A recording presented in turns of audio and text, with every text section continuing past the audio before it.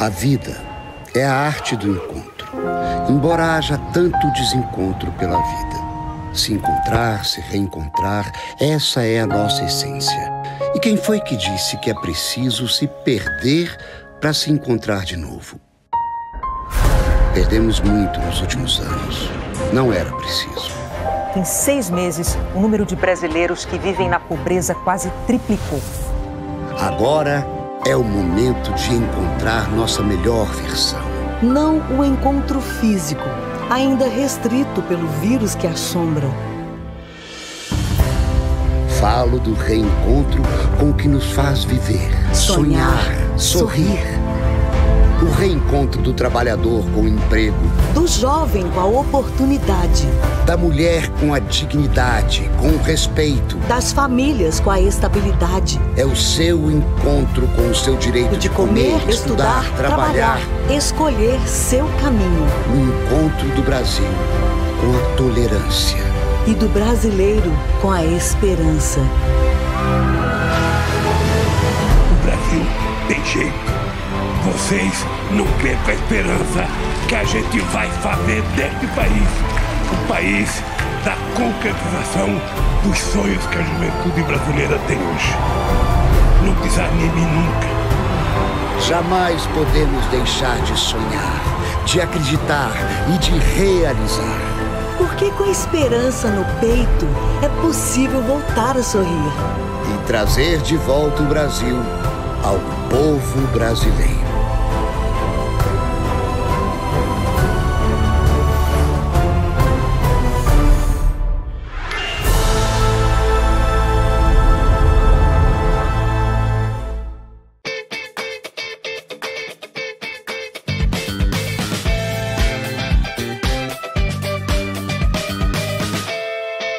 O Pai tá on e a TV PT também. Não tá sabendo? É só entrar no YouTube, pesquisar PT e clicar em se inscrever. Pronto! Todo dia tem conteúdo novo antenado com o que acontece no Brasil e no mundo.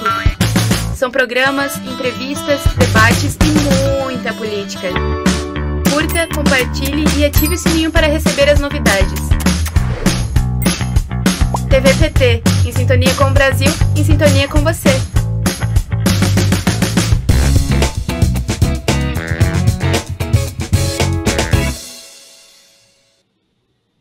Boa tarde, meus amigos e minhas amigas da TV do Partido dos Trabalhadores.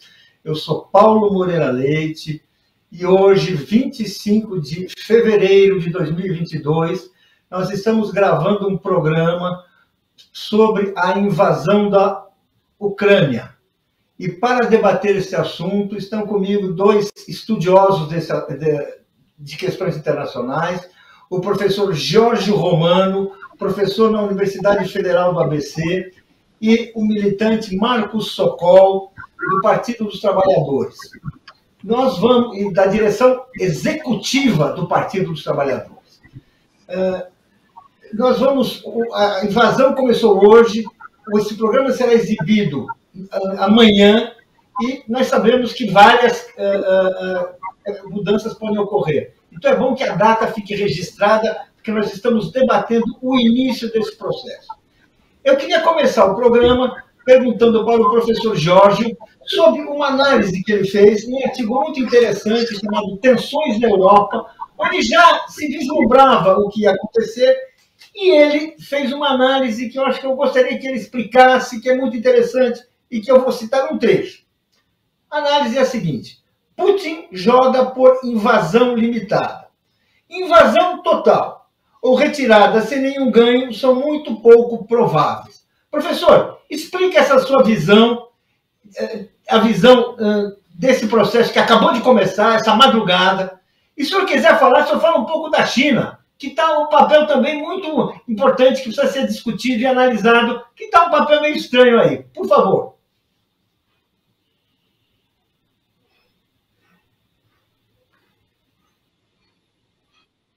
Tá, ok. Primeiro, agradeço o convite, é um prazer estar aqui com vocês E eu queria dizer que estamos agora, eu estou falando, né, está sendo gravado esse programa na quinta-feira e vai ser mostrado na sexta. Então, eu não sei o que vai acontecer, né? Pode ser que estamos falando coisas que já são superadas, né? Então, isso já como ressalva. De qualquer forma, também as informações, há uma guerra de narrativas nesse momento, que é exatamente o que está acontecendo, então temos que ter um pouco cuidado de chegar a conclusões definitivas sobre o que exatamente está acontecendo no chão, né?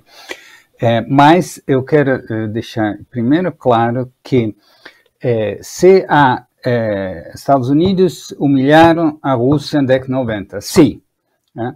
A OTAN não há mais razão de ser, muito menos expandir até o leste. Sim, a OTAN fez isso para garantir que a Rússia jamais poderia ser de novo uma força anti-hegemônica. Sim. Em 99, tivemos as primeiras filiações, depois de 2004 a segunda rodada, e além dos países da Europa do Leste entraram também 3 países ex-repúblicas da União Soviética, 3 repúblicas bálticas. A Rússia, desculpa, não gostou, mas aceitou pacificamente. Inclusive, em 2001, ainda a Rússia de Putin ajudou os Estados Unidos com apoio logístico para a invasão do Afeganistão. Em 2007, depois já da invasão do Iraque, inclusive, que a Rússia condenou, em 2003. Em 2007, o Putin diz, basta, agora basta, vocês têm que respeitar, esse mundo não pode ser mais unipolar, o famoso discurso dele na Conferência de Segurança de Munique, na Alemanha, que é anual, que teve agora também uma edição da qual a Rússia não participou. Mas em 2007, esse discurso é fundamental, porque tudo que ele fala até agora tem o eco desse discurso. Aí vem o ano seguinte, ele mostrou que ele que não é só palavras, que a Rússia não está aí para brincar, segunda maior potência militar, segunda maior potência nuclear. 2008, quando começou a conversa de aproximação da Geórgia, a possível entrada na Geórgia da OTAN, teve invasão. Essa invasão de 2008 da Rússia nas províncias da Abkhazia e Ossétia do Sul é um cenário que está aparentemente, do que a gente pode dizer assim, a estratégia está sendo seguida também agora, né? Então, lá em agosto de 2008, essa invasão, essas 2 províncias, tivemos 5 dias de confrontos fortes entre o exército da Geórgia e a Rússia, e depois, então, o cessar-fogo é uma negociação mediada pela União Europeia. Então, esse é o modelo. Depois, nunca mais ninguém falou da entrada da Geórgia na OTAN, e a vida segue. Que esse era, inclusive, o interesse, sobretudo, da Europa, da Alemanha, de continuar com business as usual, os negócios, todo o gás, mas não só o petróleo e muitas outras coisas. Bom, aí, em 2014, tivemos essas provocações na Ucrânia, que estava em jogo não era a filiação da OTAN, era a filiação à União Europeia, derrubando um governo mais pró-russo para ter um governo então, que poderia levar a Ucrânia a se juntar à União Europeia. Foi um erro grave da União Europeia de colocar, de deixar isso na agenda, mas de qualquer forma a Rússia de novo mostrou que não é para brincar, ele faz uso da força militar mesmo, e teve a anexação do Crimeia. Então, não há porquê, nas últimas semanas, achar que a Rússia não ia usar sua força militar. Ele usa, ele tem motivo. Então, quando eu digo tudo isso, é que tem os motivos, a Rússia tem motivo para exigir uma repactuação da relação com o Ocidente. Sim, ele é legítimo exigir que a Ucrânia fique neutro, a exemplo na época pós-guerra da Finlândia, Áustria. Sim, é razoável exigir que não haja armas ofensivas, especificamente mísseis em países como a Polônia, Bulgária? Sim, absolutamente. Aliás, essa ideia de colocar mísseis na Polônia é de Obama, grande ideia do Obama. Bom, então tudo isso é legítimo. Pressionar para que haja implementação efetiva do Acordo de Minsk, ou seja, visando uma autonomia, bastante autonomia para Donbass, E nessa autonomia é inclusive um veto para, seria então ligado a um veto à entrada na OTAN, talvez também na União Europeia, isso seria outro capítulo. Sim, tudo isso é legítimo, só que o que, na minha opinião, não é justificável é o que a Rússia fez ontem. Né? A entrada militar, e que a gente sabe que as vítimas, enfim, essa ideia de não vai ser ataques de precisão. Deus me livre, gente? A gente já viu essa história muitas vezes, desde McNamara em Vietnã. Ataques de precisão. Nem os drones do Obama em Paquistão e Afeganistão, ou mesmo os ataques da Rússia em Afeganistão. Então, não existe isso. Se há guerra, há vítimas. E para quê? Havia um espaço, na minha opinião, de negociação, sobretudo a Europa tinha todo o interesse, sobretudo a França, por vários motivos que a gente pode aprofundar, está na presidência da União Europeia, de pegar o acordo de Minsk, é um acordo que envolve França, Alemanha, Ucrânia e Rússia, sem a participação direta dos Estados Unidos, e, portanto, enfim, a pressão era essa, o reconhecimento das duas repúblicas é uma jogada, enfim, para forçar, vamos dizer, uma efetiva implementação, poderia-se imaginar isso, mas entrar com tropas russas, isso, eu acho que isso gerou uma instabilidade muito grande e uma vez que você começa uma guerra, mesmo o Putin, grande estrategista, mesmo a Rússia com a melhor diplomacia do mundo, você não sabe o que pode acontecer. Há muitos fatores que você não controla mais uma vez que você deixa os militares atacar de ambos os lados, enfim. É claro que o Putin sabe que o Ocidente não tem nenhuma intenção, mas nenhuma mesmo, por muitos motivos, de colocar tropas na Ucrânia. Eles vão, enfim, ter apoio militar, etc. Mas, bom, então essa é uma questão. Sobre a questão, então eu espero sinceramente que se repete o que aconteceu um pouco na Geórgia, ou seja, que vamos assistir alguns dias de combates entre as forças da Geórgia e da Rússia. É uma guerra absolutamente assimétrica, da Ucrânia e da Rússia, absolutamente assimétrica, evidentemente, não há a menor chance da Ucrânia expulsar as tropas russas, isso não existe.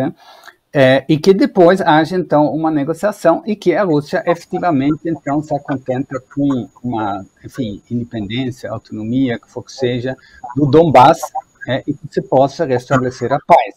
Lembrando também que o preço da energia está a mais de $100, o gás, é um sofrimento humano, não só das pessoas atingidas diretamente na guerra, são os trabalhadores que fazem a guerra, não os oligarcas russos ou ucranianos. E então, eu quero deixar claro, um repúdio total do que a Rússia fez ontem, por mais que eu possa concordar com muitos dos argumentos para que a Rússia, as reivindicações da Rússia eram absolutamente legítimas. Agora, a China, importante, aí vou terminar. Por quê? Porque nós tivemos essa declaração conjunta, o Xi Jinping e Putin se encontraram no início dos Jogos de Inverno, a gente sabia que a Rússia não ia avançar até 20 de fevereiro, o fim dos Jogos de Inverno, foi exatamente no dia 21 que a coisa entrou numa nova fase. Nessa declaração conjunta, que é muito importante ler com calma, não fala-se da Ucrânia. A gente tem que entender que o maior parceiro comercial da Ucrânia não são os Estados Unidos, não é a Alemanha, é a Rússia. É a China. O maior parceiro comercial da Ucrânia é a China. A Ucrânia, desde 2007, é um membro importante do Belt and Road Initiative. É só olhar o mapa para ver a importância geográfica e estratégica para o projeto chinês. E tem outras questões muito importantes para a China, desde Bandung, de 1955, a soberania, o respeito à soberania territorial é muito importante, por motivos óbvios.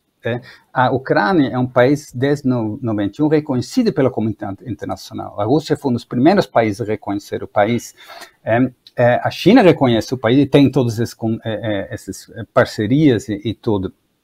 E, portanto, se é possível um país unilateralmente violar essa integridade territorial, declarar a independência, apoiar a independência, então por que não pode acontecer em Tibete ou Xinjiang, sem falar de Taiwan? Então, eu estou acompanhando todas as notícias, quase não dormi, da França, os debates na Alemanha, na televisão, dos Estados Unidos. Eu posso confirmar absolutamente, se alguém quer uma visão mais objetiva, mais, na minha opinião, mais apurada, mais justa, eu não sei qual a palavra, mas mais objetiva com certeza, é da CGTN, a televisão chinesa, que a China realmente tenta deixar claro no documento, se estamos no mundo, nós temos que nos livrar da hegemonia dos Estados Unidos, isso sim, estamos juntos, mas temos que achar uma via de paz. A China declarou hoje que eles vão buscar por próprios meios, ou seja, eles se posicionam corretamente contra as sanções, que as sanções não vão ajudar para destensionar, pelo contrário, e fora disso, a Rússia está muito bem, a gente pode voltar a falar disso, se preparou muito bem para poder sobreviver às sanções. Então, a posição da China me parece, nesse momento, muito interessante, muito importante. Eu espero que essa diplomacia chinesa haja nos bastidores para que em alguns dias a gente pode chegar a um cessar-fogo e um acordo de paz. É isso. Bom, bem,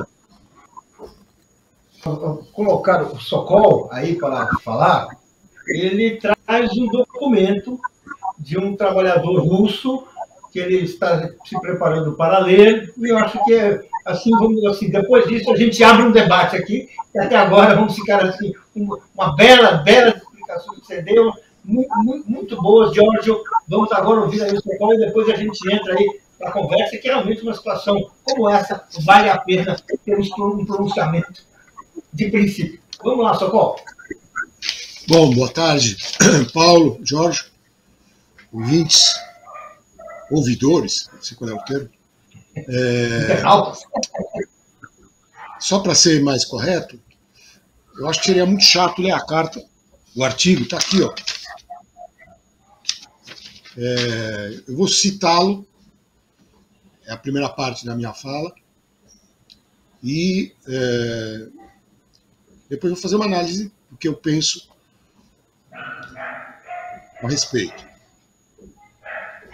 Vou procurar desenvolver o poder da fraternidade dos povos. Tem os estados, tem os povos. Começando pelas notícias de hoje,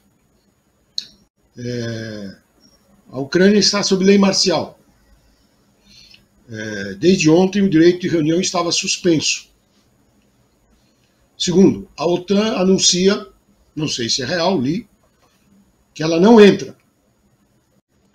Entrega a Ucrânia até o ponto em que o Putin quiser ir. Isso eu concordo com o Georgia, militarmente não tem chance. E concordo que é um absurdo, em qualquer caso, o cerco da Rússia, porque é disso que se trata, por detrás da Ucrânia,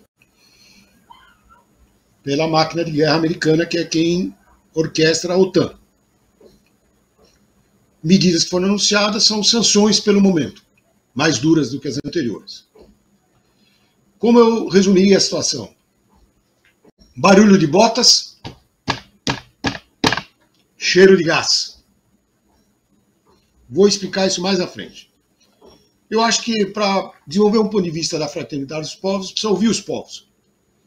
O Putin não tem mandato para falar em nome do povo, é um autocrata. A partir daí, existem várias correntes, várias opiniões.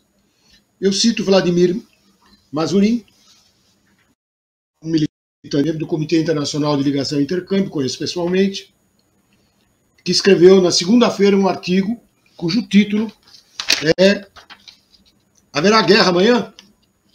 O cara não é um gênio. Estava na cara que alguma coisa caminhava. Ele é uma pessoa inteligente. O ponto de vista dele, faço questão de colocar aqui ao debate, é de que a Rússia está numa posição quer se fazer parecida com a da Alemanha, depois do Tratado de Versalhes, ao final da Primeira Guerra Mundial, que humilhou a Alemanha, levou-nos ao fenômeno que a gente conhece da ascensão do regime autocrático bonapartista, na realidade nazismo, tipo extremo de fascismo. Era uma potência humilhada que começou a preocupar a Tchecoslováquia. Então não era um país destruído nesse sentido, embora humilhado. O que o Putin busca, segundo Vladimir Mazurin, é um acordo tipo Ribbentrop-Molotov, seja o ministro de Relações Exteriores do Hitler e o ministro de Relações Exteriores do Stalin, que tinha uma cláusula secreta, que depois foi tornada pública, que era a partilha, entregando a Finlândia, os países bálticos, metade da minha Polônia natal, para os alemães. E, em seguida, o Stalin, o Exército Vermelho, ocupou rapidamente a parcela oriental da Polônia e países bálticos e Finlândia. O que é preciso saber, acrescento como informação, não está na carta, mas o público brasileiro talvez não saiba, é que isso foi o preâmbulo da invasão, nesse caso da máquina de guerra nazista, dos países bálticos, da Finlândia, depois da Polônia, primeira parte, e finalmente da própria Rússia, 6 meses depois, em 40, 39 e 40. Um desastre militar e político. Diz Vladimir Mazurin, a fraseologia, ou a ideologia do Putin e do grupo que o cerca, é de restaurar a glória do Império Russo. No discurso que ele aciona as tropas, está disponível na internet, ele não reconhece a existência de um povo ucraniano, em nome da Rússia antiga, que é uma picaretagem. Não existia um Egito antigo, existia uma Roma antiga, uma Grécia antiga, uma Rússia antiga. É picaretagem. Eu não vou perder tempo com essa picaretagem para consumo de um tipo de ideologismo fanatizado. Vou recorrer à tranquilidade do Lenin, fundador do Estado soviético, e de alguma medida antecipando a Federação Russa atual, que denunciou o nacionalismo russo, denunciou o Império Russo como uma prisão dos povos. Reconheceu e acolheu a luta secular da Ucrânia por ser uma nação independente que o Putin não reconhece a existência. E foi acolhida como tal na União das Repúblicas Socialistas Soviéticas. Não sei se os ouvintes prestaram atenção, é uma união livre de repúblicas, não nem protetorados, nem sultanatos, né, que é o que existia. É uma união de repúblicas, é socialista, não capitalista, e soviética. Isto é, não é democrático-burguesa a forma do Estado. É o Estado dos Comunistas. Isso foi desmantelado ao longo de décadas, não é o nosso assunto agora. Mas o Putin, o que ele procura, então, é restabelecer um tipo de controle com sangue na Chechênia, Nagorno-Karabakh, Geórgia, além da anexação da Crimeia, parte do território, então, fronteiriço, né, com o mar da Ucrânia, em 2014, recentemente. Então não é um raio em céu azul, gente. Diz o Vladimir Mazurin, transmitindo um sentimento de uma parcela do povo, o Putin é vítima das ameaças que ele fez no último período. Ele está preso numa mecânica, porque ele é autocrata, cercado por bajuladores, que não o advertem, não prevêem, ele se acha o todo-poderoso. E isso sugeria, segunda-feira, que prisioneiro dessa lógica ele ia chegar ao confronto militar, o que era discutível. Eu não previa, não sei se alguém aqui na sala previa, mas era a lógica profunda da situação. Quero dizer sobre Putin, se o Paulo me der a liberdade, eu não estou acusando ele de nada, a não ser dos fatos de que é o autocrata que manipula eleições, que ele mantém preso um sindicalista passo a ler uma carta que foi entregue à Embaixada da Rússia no Brasil, por uma delegação ampla, deputados sindicalistas, pedindo a libertação de Igor Kuznetsov. Igor Kuznetsov está preso desde setembro do ano passado. Nós ficamos sabendo disso, advertidos por uma carta de militantes da Federação Russa e da Ucrânia, uma única carta, de ucranianos e russos. Ele era técnico do Tomsk Medical College, uma instituição médica, ele trabalhava como mecânico. Desde 1957 anos, na década de 90, foi secretário da Confederação Siberiana do Trabalho. Organizou o sindicato independente de Anzerosudesk, uma fábrica de chocolates em Samara. Marxista, anti-stalinista, divulga o pensamento de Marx, Engels e Lenin, contra o regime stalinista, que, segundo ele, e eu concordo, destruiu o Partido Leninista e os sovietes. É crítico ferrenho, chama a atenção, dos seus que, a troco de patriotismo, apoiam de maneira displicente, se não sem vergonha, as ações do Putin. Jornalista talentoso, Paulo. Ele tem um blog, publica na Rus News, e foi a esse título que ele foi detido, acusado de incitar a desordem em massa. Dizem os companheiros da Ucrânia e da Rússia que suspeitam, pode provar, suspeitam prudentemente, que seja uma obra do Serviço de Segurança Federal, SB, uma vez que ele não tem sentença, está detido desde setembro sem sequer sentença. No momento, no centro de detenção número 5 de Moscou, que na Rússia é conhecido por ter câmaras de tortura secretas. Essa é a parte, vamos dizer assim, onde eu verti informações ao debate. Entro na parte onde eu exporia uma opinião analítica sobre a situação. Eu dizia botas e gás. Barulho de botas, cheiro de gás. No começo da semana, a Bolsa de Moscou caiu 8%. Hoje a Bolsa está fechada. A Rússia fornece 40% do gás da Europa. 40%. 55% do gás da Alemanha. Já fornece. Com o Nord Stream 2, forneceria 80%. A Alemanha, que é o coração econômico da Europa. Quem vende gás no mercado? Vende gás nacional, gás liquefeito, supondo que os gasodutos sejam cortados. Vende gás liquefeito, navio, tanque, encosta e descarrega. Os Estados Unidos e o Catar, principalmente. Os Estados Unidos tornou-se, graças à exploração do gás de xisto bituminoso, o primeiro produtor mundial de gás. E mudando sua própria legislação secular, passou a permitir a exportação de gás e petróleo, que não podia, apenas em 2016. E sendo hoje o maior produtor, ele tem um estoque, ele precisa de mercado.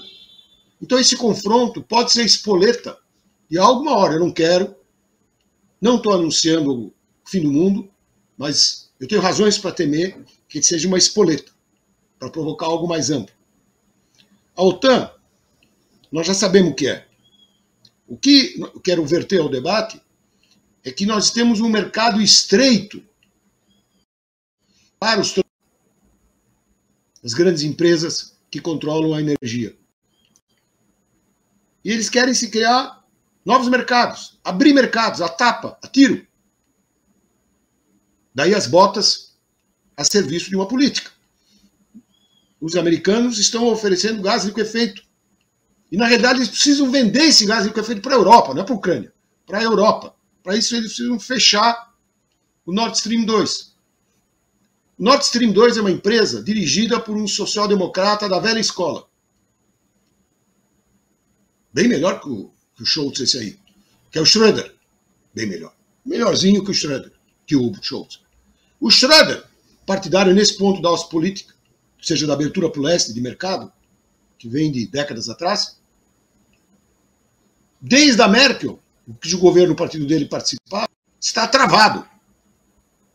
E agora a Alemanha, sob o governo Scholz, hoje está nos jornais, acaba de suspender a validação do contrato Nord Stream 2.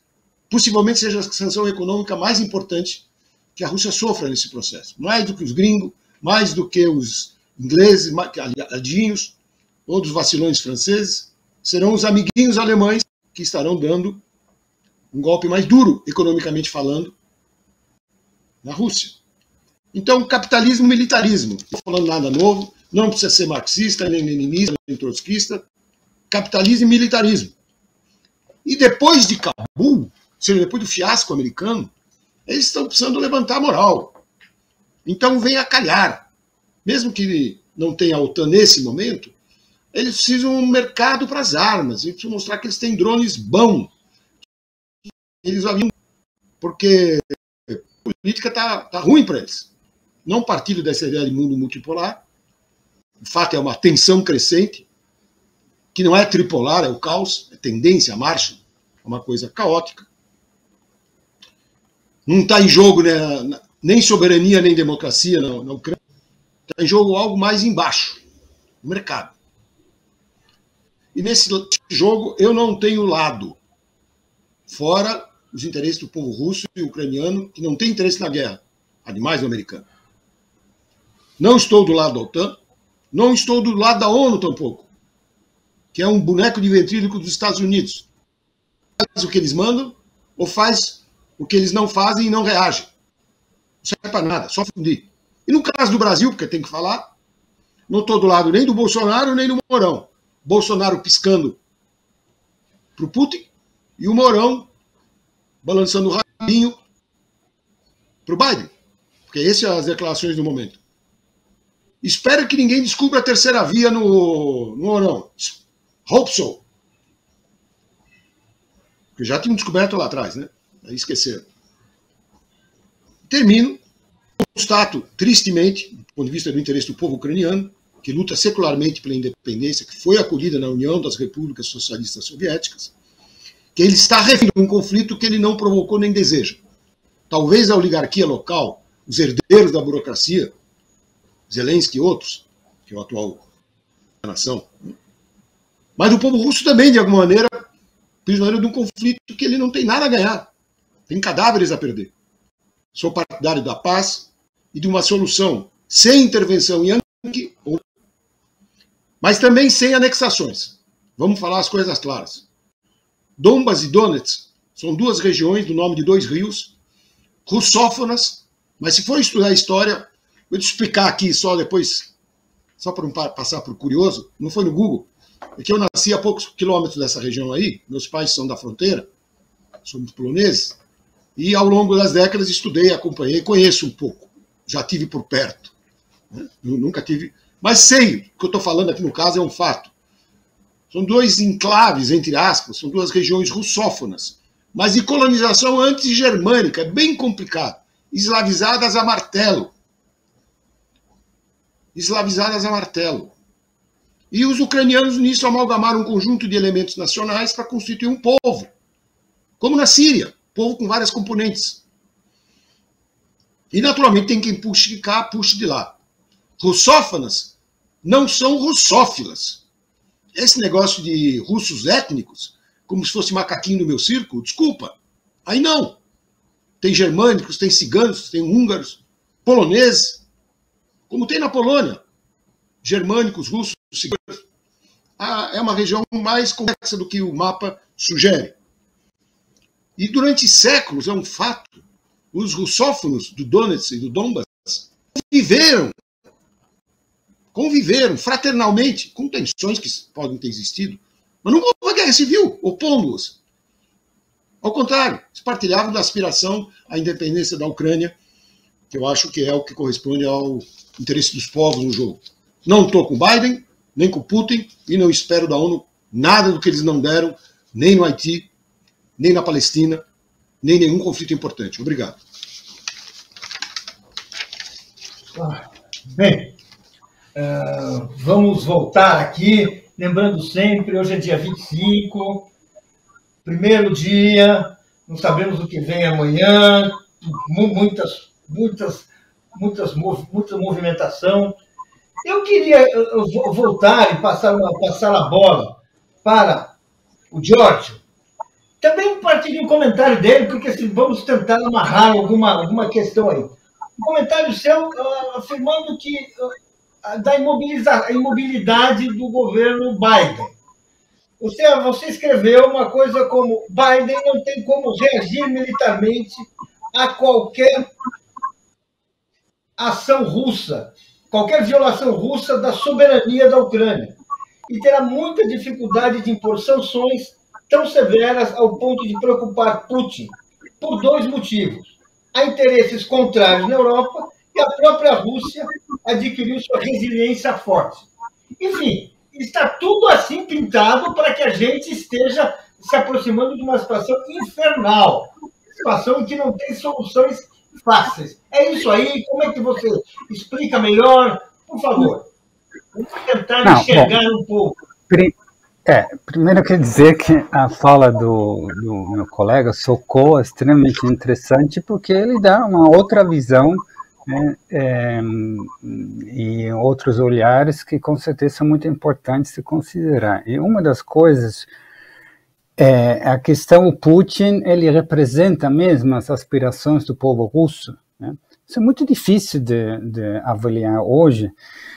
Ontem eu estava na televisão chinesa, eles estavam falando de uma pesquisa de opinião, não sei, não li, que 50% da população teria com medo da guerra, que é absolutamente razoável, imaginar que isso, ou seja, não de tropas em Donbass exatamente, mas que isso pode sair do controle e provocar guerra maior. Então, a gente pode fazer a seguinte reflexão, porque tem muita coisa que eu queria falar a partir da fala do meu colega, da sua pergunta, mas por que o Putin começou no final do ano passado a esquentar os tambores? Né?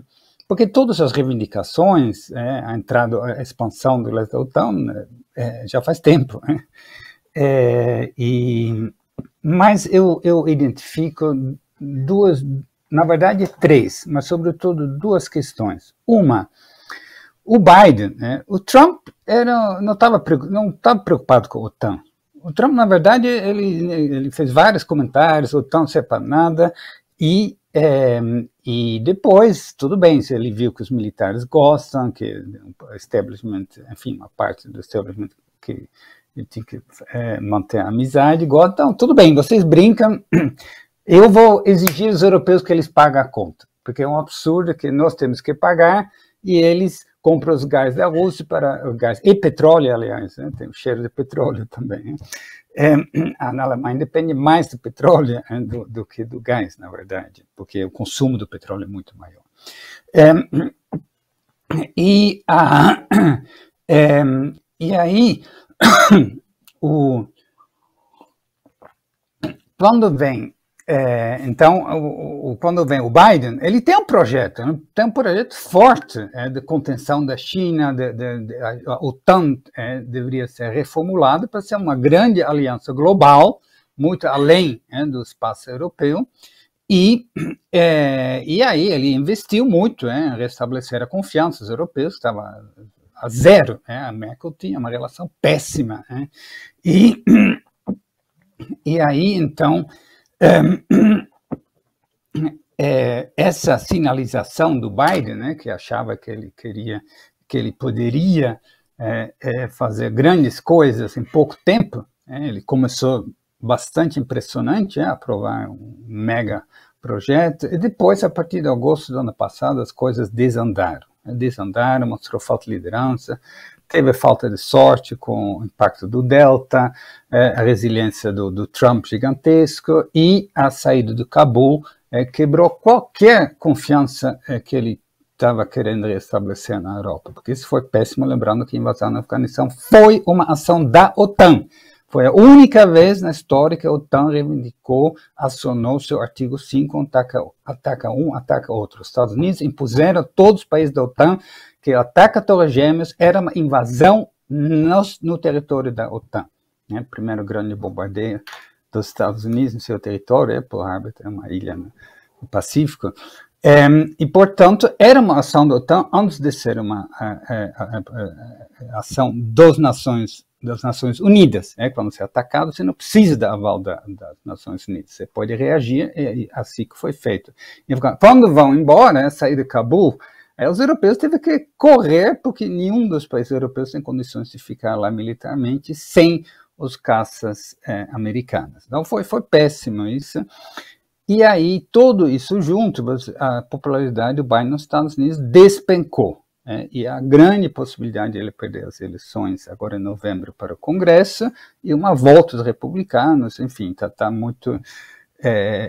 uma coisa é Biden no primeiro semestre, outra coisa é Biden no segundo semestre. Então, o Putin estava vendo um Biden extremamente enfraquecido e uma opinião pública dos Estados Unidos que estava por aqui, com essa saída do Cabul e tudo, não tem menor apetite de voltar nesse momento a uma ação militar, muito menos quando você não sabe se você pode ter vitória. Uma ação militar, ele pode ajudar a fortalecer a popularidade quando você tem certeza de ganhos, como a Margaret Thatcher pega as Malvinas, ou, sei lá, o Bush pega Kuwait, que aliás nem deu voto para ele depois, mas e o Reagan Grenada, etc. Mas aqui, a possibilidade de vitória militar não existe para os Estados Unidos. Então, o Putin sabe disso, ele calculou. Outra coisa é Zelensky. Zelensky foi eleito em 2019, o presidente da Ucrânia, ele ficou com uma popularidade durante 2 anos, quase 70%. Ele era muito popular, porque era diferente, era novo, ia acabar com a corrupção, ia modernizar a Ucrânia, ia pacificar a parte do leste, e aí ele foi preso. Teve várias questões, ele foi citado nos Pandora Papers, aquelas mesmas que pegaram o Paulo Guedes, ou seja, você tem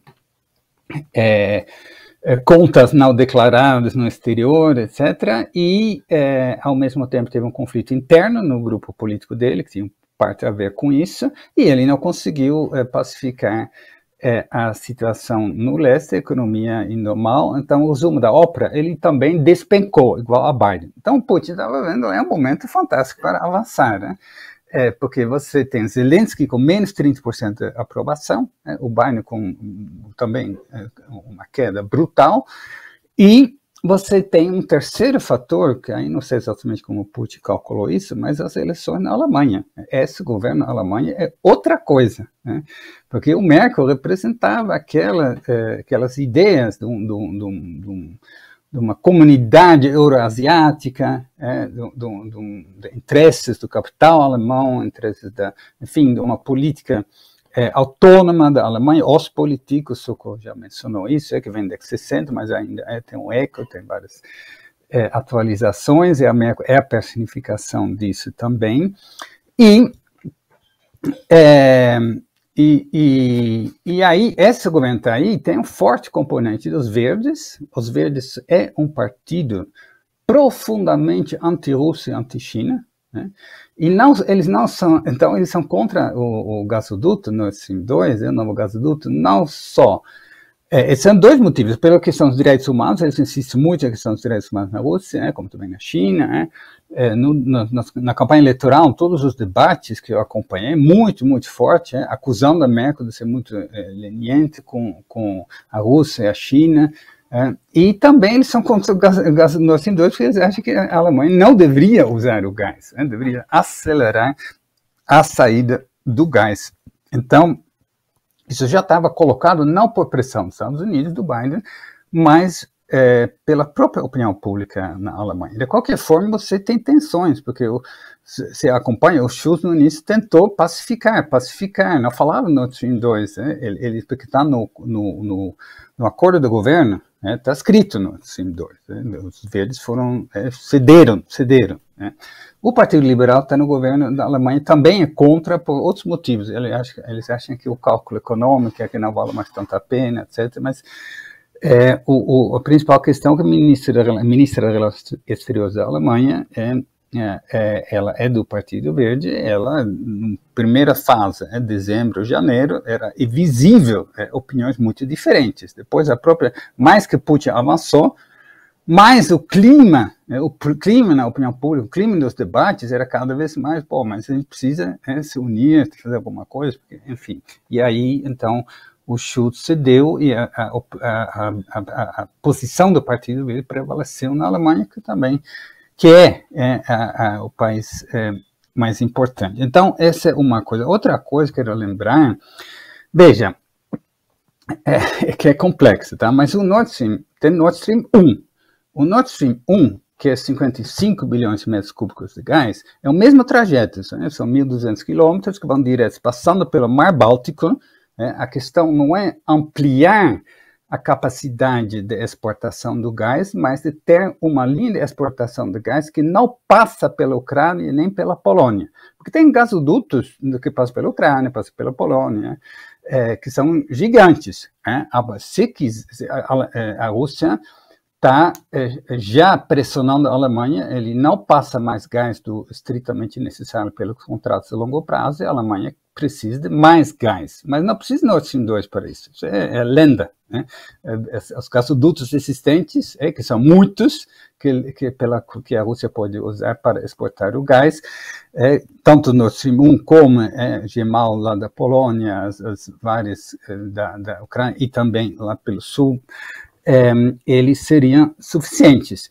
Mas esse projeto, Nord Stream 1, foi negociado no final, é importante que isso o Schröder, o primeiro-ministro do Partido Social Democrático, 8 anos como primeiro-ministro, ele perde as eleições de 2004, pouco antes ele assina, dá aval ao acordo do Nord Stream 1, e depois ele sai do governo, e 17 dias depois de sair do governo, ele assume a presidência do Conselho de Administração do Nord Stream 1. Né? Então, esse é um escândalo, evidentemente, sobretudo para o Partido Social Democrata, né? Porque o cara vai ganhar, 10 vezes mais que ele ganhava como primeiro-ministro, mas a política do Merkel e tal, então as coisas andaram. Temos 2014, as sanções moderados, e em 2015, a Merkel, 2015, um ano depois da anexação da Crimeia, a Merkel dá o aval e fecha-se o acordo para Nord Stream 2, que é 50% do Gazprom, mas tem a Shell, tem a Wintershall, que é a empresa de energia da BAS, tem a empresa de energia da Holanda, enfim, é 50% do capital privado, e então são 10 bilhões de investimentos, e em 2019 o Trump coloca sanções sobre o Nord Stream 2. Isso foi feito, ou seja, naquele momento houve uma enorme pressão, e a Merkel estava pé da vida, evidentemente, porque como é possível que você vai mexer na minha política energética nos Estados Unidos? Porque já tinha essa questão que o Sokol fala, os interesses dos Estados Unidos de tornar a Europa dependente de novo dos Estados Unidos para a sua energia. A Europa é um importador de energia, tem a questão direta, através do gás liquefeito dos Estados Unidos e do petróleo, etc., que já estava claro em 2019. Os Estados Unidos fizeram um milagre. Eles eram extremamente deficitários. Na hora de invadir o Iraque, 70% do petróleo que eles consumaram era importado. Agora eles são o maior produtor de petróleo do mundo, exportador, o maior produtor de gás, e são enormes investimentos no xisto, tanto petróleo como gás. Muito bem, mas também o Catar, enfim, são linhas que os Estados Unidos conseguem controlar. Então, o importante é que a Europa fica subordinada estruturalmente à liderança dos Estados Unidos nesse bloco do Atlântico do Norte, que é a espina dorsal para poder conter a China. Então, quando o Trump ele coloca lá essas sanções, e paralisa, senão o Nord Stream já estava funcionando. O Biden, no primeiro momento, ele como gesto de boa vontade, para ganhar a confiança, que os europeus estavam muito desconfiados depois de 4 anos de Trump, ele levantou as sanções de Nord Stream 2. E aí, em pouco tempo, concluiu, só que não estava em operação, Por quê? Porque tem uma burocracia desses IBAMAs da vida, as regulações da União Europeia, isso é real. Esse é um processo burocrático, todo mundo sabe, isso demora. Só que era no processo eleitoral na Alemanha onde os verdes batiam na tecla contra Nord Stream 2, porque eles sempre foram contra por causa do ser contra o gás, isso é fóssil, isso é contra a questão dos direitos humanos na Rússia. Isso já estava colocado. Então, como em alguns momentos da opinião pública, os verdes estavam até número 1 na pesquisa, é evidente que a SPD estava um pouco quieta sobre esse assunto, também porque tem sempre esse problema do Schröder, uma ex-liderança deles que está lá na Rússia, hoje ele não está mais na Nord Stream, é pior, ele está no Gazprom agora, ele é diretor do Gazprom, e que é a grande empresa estatal do gás. Né? Então, nessa fase antes das eleições, no ano passado, é evidente que ninguém vai colocar em operação Nord Stream 2, que poderia ser capitalizado, né, por forças políticas, os verdes e os liberais em particular. Depois que passou as eleições, a ideia, porque entrou no pacto de governo, era fazer funcionar. Então, independente das pressões dos interesses americanos, mas aí veio o avanço aí começou esse conflito com, enfim, o avanço das tropas russas e as exigências da Rússia, colocados, e aí então vamos dizer, essa suspensão informal que já estava acontecendo foi formalizado ontem. Mas na verdade isso para boi dormir, tá? E a Alemanha precisa de mais gás hoje. A Rússia pode fornecer esse gás através dos gasodutos existentes. Né? Ele não faz porque Putin quer deixar claro para a Alemanha como ele depende. Se houver realmente uma escalação do conflito, não é possível, porque Itália, Áustria, Alemanha depende do petróleo e gás. Não é Nord Stream 2, não passa gás no Nord Stream 2 porque ele nunca entrou em operação. Isso é uma coisa futura, que vai prejudicar o pedágio da Polônia e para a Ucrânia.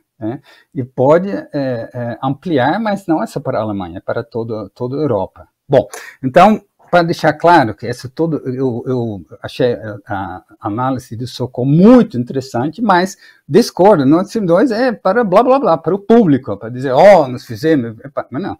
A grande questão era o SWIFT, que é o sistema de pagamentos que os americanos queriam, o Biden, vamos tirar a Rússia do SWIFT. Aí sim, não tem alternativa para a Rússia. Esses comércios com a China, ainda o dólar ainda é de longe.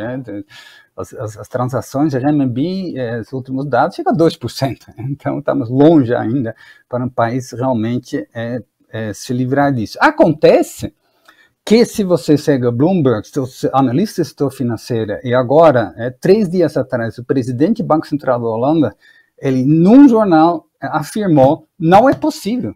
Se você tira a Rússia do SWIFT, as consequências vão ser desastrosas. Uma bola de neve, a gente não controla, vai ser um Lehman Brothers na Europa. Isso não existe. Isso é só blá, blá, blá. Então, das duas grandes coisas que foram faladas, Nord Stream 2 e SWIFT, ninguém mais fala do SWIFT, porque entenderam que isso é impossível, e falaram Nord Stream 2, que na verdade é para boi dormir. Então, não tem impacto nenhum. Então, isso mostra o quê? Que o Putin calculou muito bem, que o Ocidente não tem nem como agir militarmente, impossível, não é possível ter um confronto entre soldados americanos e soldados russos na Ucrânia, isso não existe. E não tem outra forma. Então, todos eles, tudo bem, Boris Johnson, que estava com problemas em casa, porque ele tinha organizado festinhas violando as restrições do Covid, ele quase caiu, agora ele pegou a coisa da Ucrânia para ser o grande cara que vai resolver a questão, mandando muitas solidariedade, mas não tropas, não existe tropas. E a Alemanha, inclusive, vamos deixar claro, proibiu a passagem para o território alemão desses materiais bélicos da Inglaterra, e se recusa, até agora, não sei, nas últimas horas, mas fornecer material bélico para a Ucrânia. Socorro, Eu gostaria que você... Nós estamos chegando ao final desse programa, um programa que está em clima de Ucrânia, uma desordem, muitas coisas ocorrendo simultaneamente, assim, mas enfim, temos um horário para cumprir. E eu queria a sua opinião, Socorro, sobre como que vai ficar. Durante muitos anos havia um projeto que unia muitas pessoas, que animou muitas pessoas, que se chamava o BRICS. BRICS era um projeto que uniu vários países, parecia ter uma alternativa, né, ao Império Norte-Americano. Você acha que o BRICS ele continua de pé depois dessa intervenção russa e toda essa ação que nós estamos vendo aí, que nós não sabemos como vai terminar, mas que certamente vai ser um grande trauma para este século? Como é que você vê BRICS e o saldo BRICS e isso aí? Bom, eu vou começar por aí para depois falar do resto, tudo bem? Assim eu não esqueço da pergunta. Mas, por favor...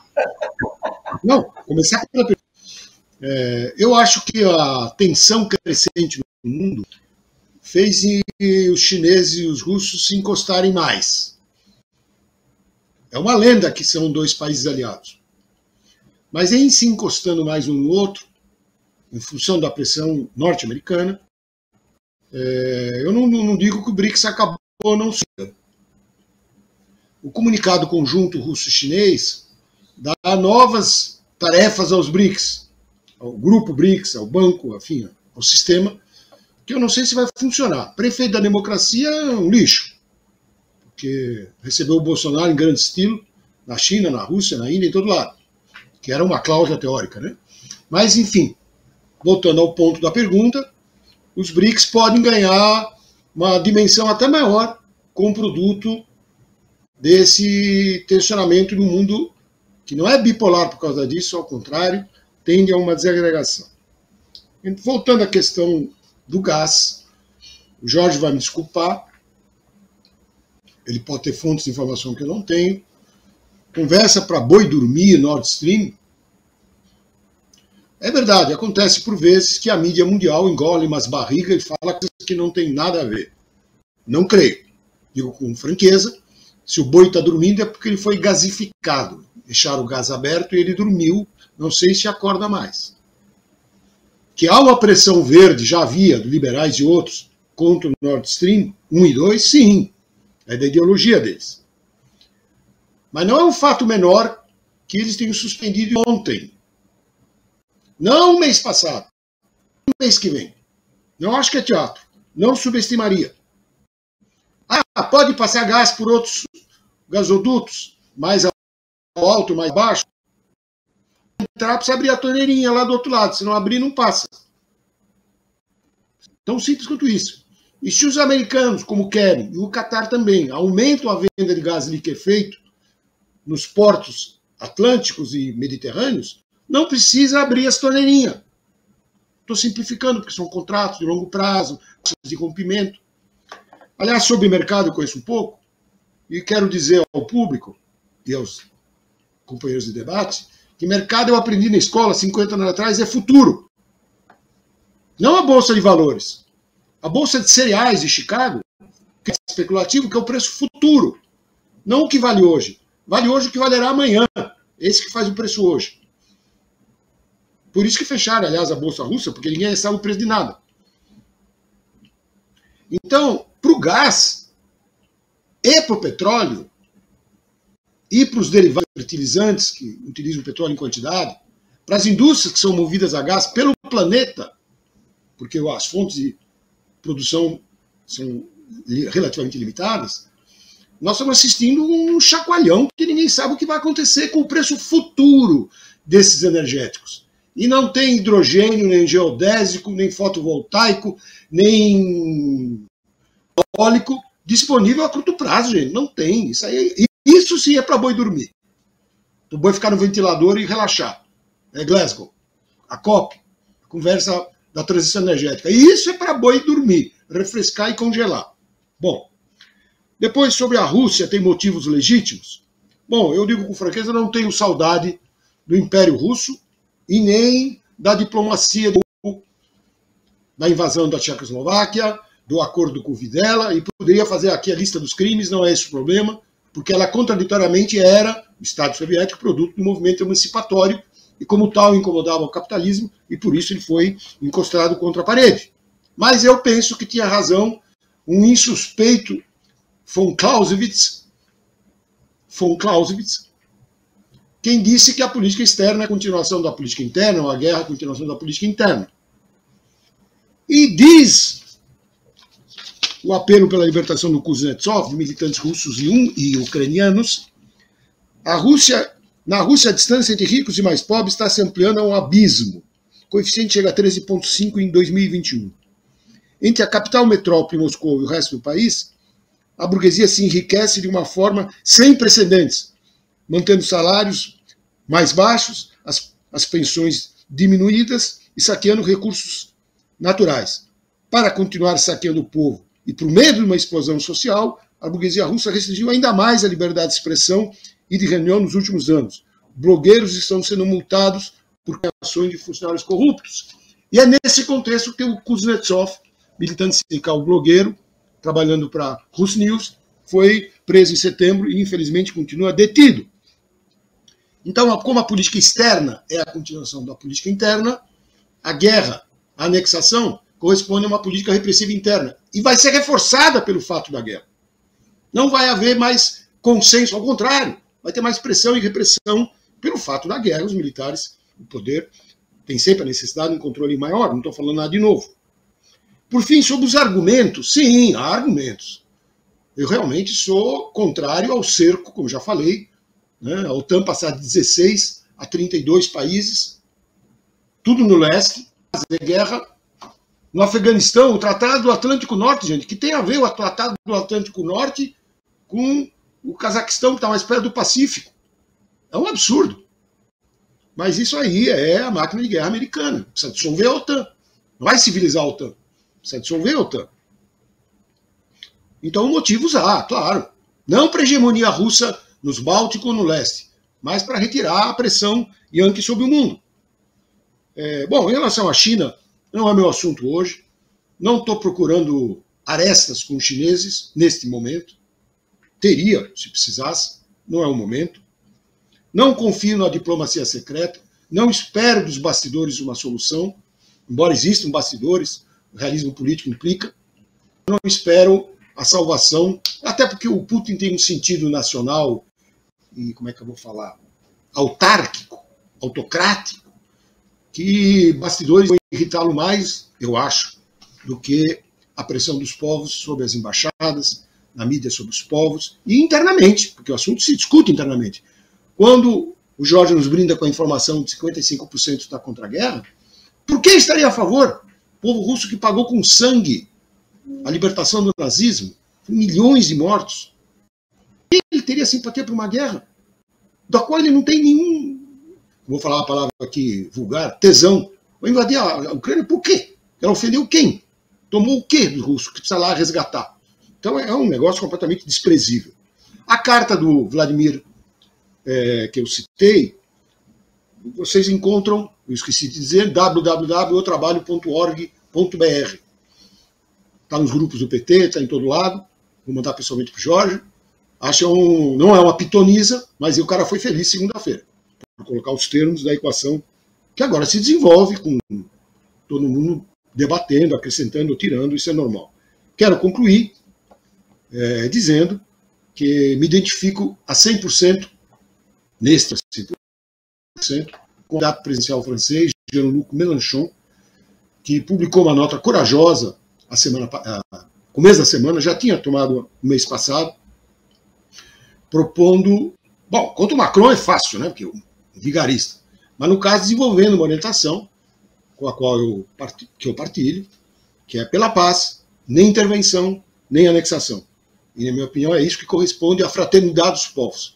Ele propõe para a Europa uma conferência sobre fronteiras. Não estou em condição, não aqui vou julgar a legitimidade ou a ilegitimidade de argumentos aqui e ali, mas ele propõe, estou dizendo, uma conferência sobre fronteiras. Então, conversações, se eu entendi bem. Agora, existem outros pleitos e outros atores. Uma conferência sobre fronteiras na Europa não vai ter o Biden na mesa, não é mesmo? Vem a turma do Capitólio, vamos ver globalmente, e não passa pela ONU, lamento, gostaria que existisse. Conselho de Segurança? Com 5 malandros que mandam? Dão veto? Por quê? Eles ganharam a guerra? Desculpa. O Uruguai vale igual ao Brasil. Uma nação soberana, e com o concerto das nações tem que encontrar uma solução. Toma tempo, mas é o que eu acho necessário. Muito obrigado, Paulo. Bem, e Jorge? Estamos aqui estourando o nosso tempo. Foi assim um debate assim, as pedras rolando de cima da montanha, mas eu tenho certeza que, prestando atenção, nós encontramos muitas ideias que vão frutificar e que nós poderemos. Eu queria agradecer ao Jorge, muito boa. Mas eu posso falar ainda?